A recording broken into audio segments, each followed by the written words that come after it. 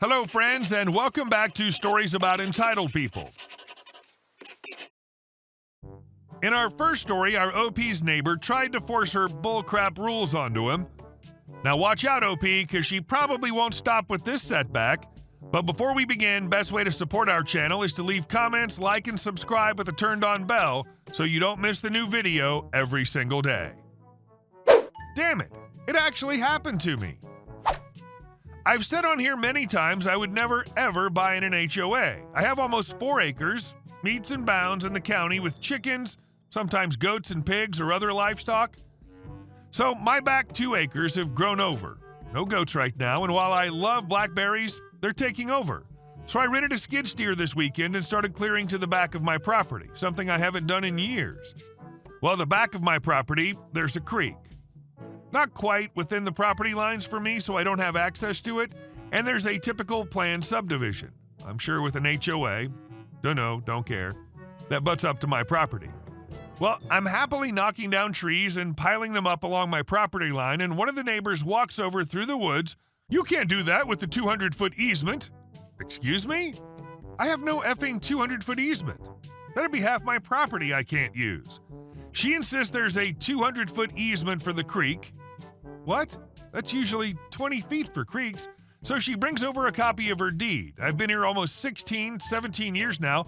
I don't actually have a copy of my deed handy because why would I? Anyway, long story short, her property is 419 feet deep by about 120 feet wide. Yep, there is in fact a 200-foot easement for U&D for her. My sister's a real estate agent, so I had her pull my deed up. Nope, no such easement for me. Good job buying a house that you can't use half your property because it's all an easement. And our second story. We stole a parking spot even though we had it for 5 years. I live in Rochdale Village for about 5 to 6 years now as I'm typing. Rochdale's a nice place, every store within walking distance, but the main part I'm focusing on is the parking lot. You see, each tenant in Rochdale has an assigned parking space in a lot. My family spot in parking lot 8. Now, it's not uncommon for you to see your spot get accidentally taken by someone else, but no one does it intentionally, except for our Karen. So my dad's driving to the lot when he sees another car in the spot. He gets slightly discouraged as it's hard to find a regular spot in Rochdale, but he managed to find another one. He goes back the next day, same thing. The spot was taken and having to find another spot. Next day, the same thing. This went on for the entire week. But I was very crafty and we managed to take out parking spot before the other car came. Karen was not happy. When we went to the car, we saw Karen and she said that this was her spot we took. Dad, D, "No ma'am, this is our spot. We've had it ever since we moved here." Karen, K, "No, I've had it before. This is spot 88, right?" Not actual spot. D, "No, this is spot 72. K, "Liar, this is spot 88. I saw it with my own 2 eyes. D points to 72. "Then what's that?" K, now angry, "You just painted it over to make it say 72. D, point to the numbers next to it as they go chronologically. "What about those?" K, "You painted those over too." D, "And that somehow wasn't noticed by the other cars?" K, "You think you fooled others, but you haven't fooled me." D, "Listen, this is our spot. It's been our spot and will always be our spot until we happen to move out."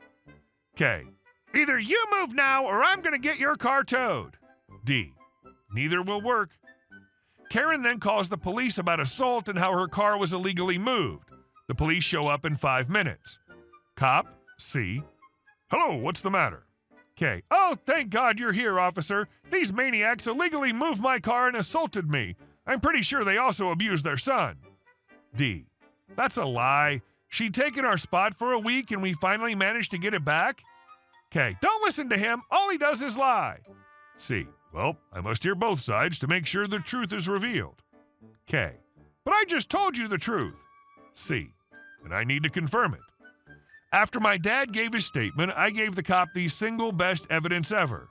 My Spy Gear sunglasses, which can record. I give the cop the video on my laptop, then the cop also checks the Rochdale database as to who owns the spot. It says my dad's name in spot 72. The woman was nowhere in the database. C. I'm sorry, ma'am, but we've confirmed the spot belongs to him. K. That can't be. He probably lied and hacked the system. C. Even if he did, your name never appeared in the system, so you can't have this spot.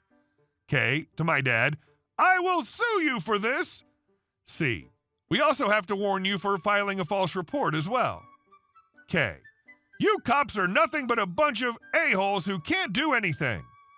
She then tried to swing a punch and connected with the cop's face instead. C. Ma'am, you'll now have to be arrested for not only false report, but harming a police officer. K. No, that can't even be a real officer. He sided with a bunch of criminals. She then trashed around wildly and managed to hit 3 other officers. She also tried to escape but failed. To top it off, she also managed to hit my dad. She was apprehended and charged with assault, filing a false report, and resisting arrest. Don't worry, we sued. When we went to court, she tried to accuse us of assault, molestation, and for the cop, she said he raped her.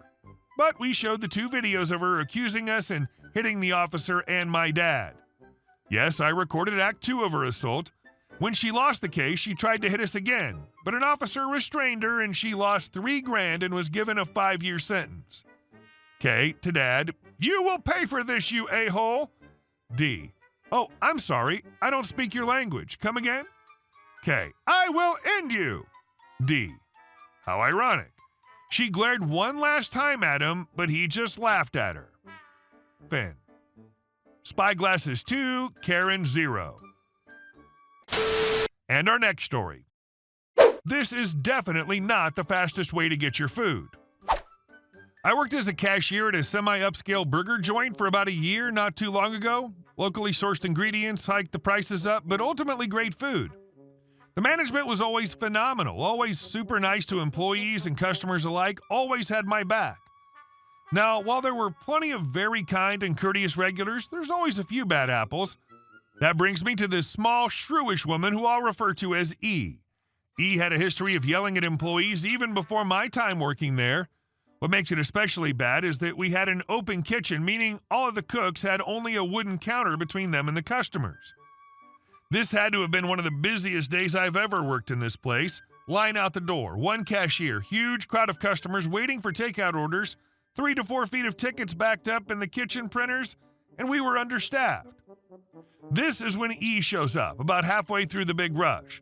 I take her order, same as always, and I was known for being especially fast on the register, so no complaints could be made at this point.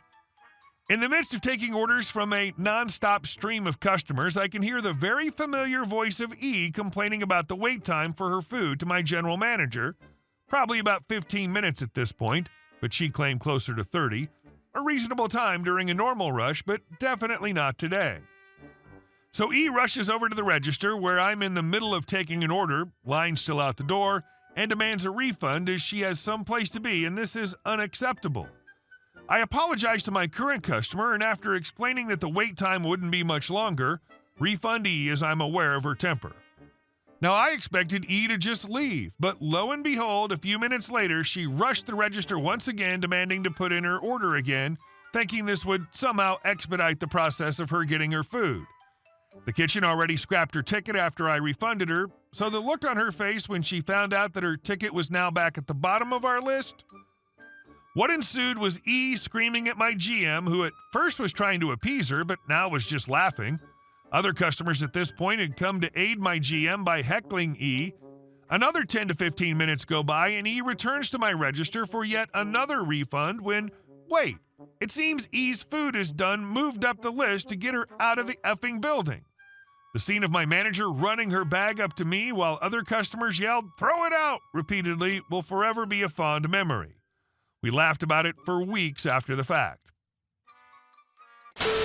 And our last story. Today, we officially dissolved the board. I bought my house 21 years ago. Admittedly, I was rather naive about HOAs and the nonsense about protecting your property values, etc., but I had a family on the way. It was quiet and, at the time, a rural part of the state I'm in, and it was a nice house at a reasonable price. So I figured, why not? I'd only be there a couple years, and then I could sell and move on. For various reasons, we stayed at the house. Those included the housing market crash where I was underwater on the house for a number of years, and I wanted to avoid the uprooting the kids out of the schools they were in, etc.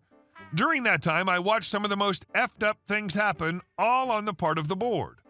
Selective enforcement of CC&Rs, IOW, if they didn't like you, you were targeted.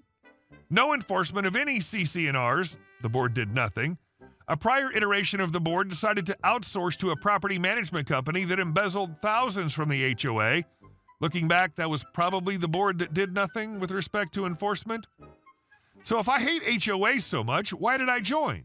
Well, because I figured I couldn't complain if I didn't contribute. Then one day something really odd happened. I had multiple neighbors ask me if it was possible to dismantle the HOA. I told them yes, but it is a lot of work. We need at least 2/3 of all the homeowners to vote on ballots saying yes to dissolving the HOA. A no vote or not voting were the same thing. So the board agreed unanimously to put it up to a vote. We went door to door collecting signed ballots from each homeowner, answered any questions they had, including, well, what if people vote to keep it? We'd reply, then the HOA stays. That's clearly what the homeowners want. And of course there was the, well, don't you care about your house value? We need an HOA. Of course, we tell people the same thing. If you think keeping it's the right thing to do, you should vote accordingly. In the end, it was clear the people living here, some of whom were the first buyers of the house and still living here from when the development was first put in, had had enough of dealing with the HOA. They all felt the same pain and frustration that I did. We got over 2/3 of the homeowners voting to dissolve the HOA.